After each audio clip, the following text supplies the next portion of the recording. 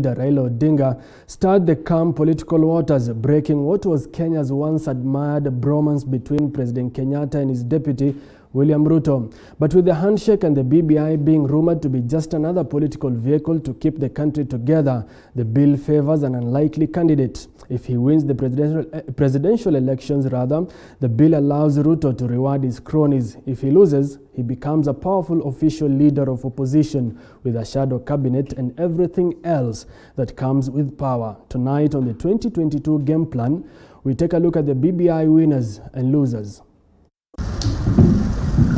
It was a historic moment for Kenya on the 9th of March 2018 as the then political force President Uhuru Kenyatta and ODM leader Raila Odinga shook hands to form what came to be known as the handshake, which gave birth to the BBI Constitutional Amendment Bill. Thank you, Mr. Speaker, sir. But with the bill past the county assemblies waiting for the Senate and the National Assembly to give the green light before Kenyans can vote on the bill, the much-expected referendum has opened the floodgates for the 2022 pre-election deals. If and once the BBI goes through, the political environment is going to change completely. We are going to see tectonic shifts. As much as citizens are going to try and understand what this BBI has changed in terms of elections, the political leaders and those who are seeking elective seats are actually going to start preparing for 2022 earlier than we thought. But Kenyatta's grip on the handshake is slowly weakening as Kenyatta is believed to have settled on his successor, although unofficial, judging by pronouncements made by Odinga's close allies. Politicians allied to DP Ruto, who faced the wrath of Jubilee's power wrangles, now asking ODM to mourn their fallout with Kenyatta silently, as it was long overdue. And we know what these characters are trying to do to determine who becomes president in the year 2022. Those characters are undermining the authority and the goodwill and the vision of Uhuru Kenyatta and Raila Odinga.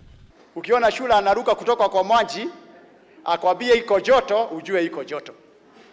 You cannot doubt what Orengo and Junet are saying about the handshake. I want to advise our brothers in ODM that do not take us back to those street battles. If you feel that something has not gone right, do not mourn more than the bereaved. Do not feel that you have been betrayed by Jubilee more than us who voted for Jubilee. Please stick to peaceful negotiations. The handshake was done in silence. Even the parting, if it is there, should be done in silence.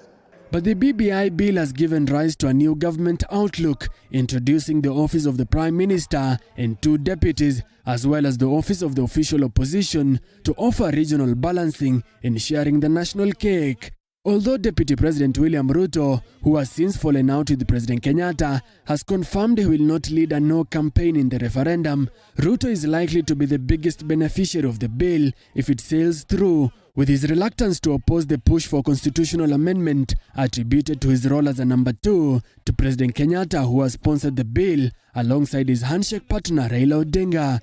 Now the enemy of your enemy is your friend. So if Raila becomes the enemy of Uhuru, and Uhuru also has Ruto as his enemy, they have enough basis to get together and forget about the things they have been saying about one another. If the Building Bridges initiative passes, the person who stands to win the most is actually His Excellency William Ruto, because with the creation of these new offices such as the Deputy Prime Minister, the Prime Minister and the 2 deputies and the official office of the opposition, in the event that William Ruto loses to whoever will be on the ballot, then what the Building Bridges initiative does is it actually it's giving him a secure landing spot in form of the office of the official opposition. With the prospect of joining hands with Odinga to take over State House next year, the constitutional amendment gives Ruto the luxury to award his cronies in his quest to woo more regions in his 2022 presidential ambitions. But in the event that William Ruto actually wins the 2022 presidential election, then it also gives him a chance to, you would say, politically award some of the people who will form the coalition that he's definitely about to form. So in terms of who's the biggest winner, I would say William Ruto is the biggest winner. The Deputy President, William Ruto, has some significant following within that area, certainly among the ordinary citizens. Whether it can retain the present traction up to polling day next year is another question. And so he would do well to diversify his search for partnerships and his search for votes. If he focuses disproportionately on Central and Rift Valley, then he's going to be on a shaky wicket. The Service Party leader Mwangi Kiunjuri, Mathira Member of Parliament Rigathi Gachagua, and Senators Kindiki Kithure and Susan Kihika are some of Ruto's close allies from the Mount Kenya region, which Ruto banks on for support in 2022. Ruto, however, lacks a strong ally in Western Kenya, while Eden Duale is keen on giving the Northern Kenya support. At the coast, the DP might bank on the fallout between Governors Hassan Joho and Amason Kingi to divide the region's vote. Kwale Governor Salim Mvurya is Ruto's point man at the coast.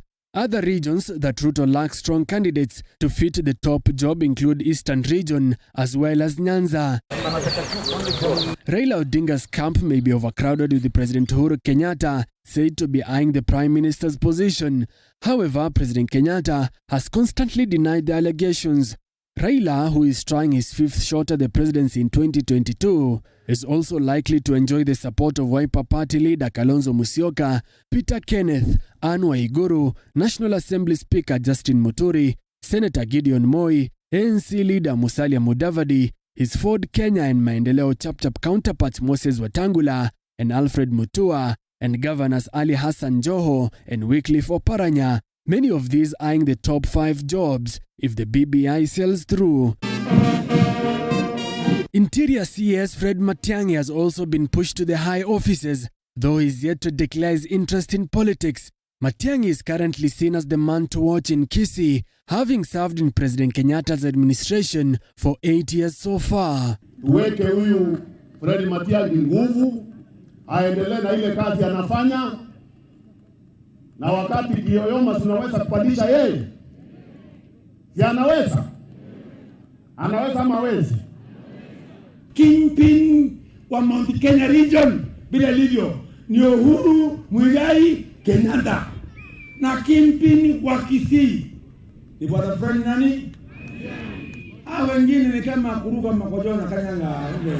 But the expansion of the executive has been deemed costly, with the National Assembly Minority Leader John Mbadi dismissing claims that the cost of running the new offices could cripple government operations. It's the people of Kenya who lose. It's the private citizens. It's the wananchi. It's the commoner who has to now carry that burden of financing up to 650, or is it 625 or something, MPs. The biggest loser is actually the taxpayer, who has to now, who's going to be forced to go deeper into their pockets to finance an expanded executive, where you're going to have a prime minister, 2 deputy prime ministers, you're going to have the official office of the opposition, and it's not necessarily just on salaries. These offices also demand that they hold certain budgets to carry out programs, to carry out projects. I don't know who has calculated this cost and seen that it's a bigger burden. You know, as an accountant, I always tell people, don't just make assumptions and talk about costs when that costing has not been done. Firstly, you are talking about more parliamentary seats. How much does it cost the country to have those seats? It's not that much. People will talk about these seats as if that is where our problems originate from. Parliament consumes a very small percentage of our revenue.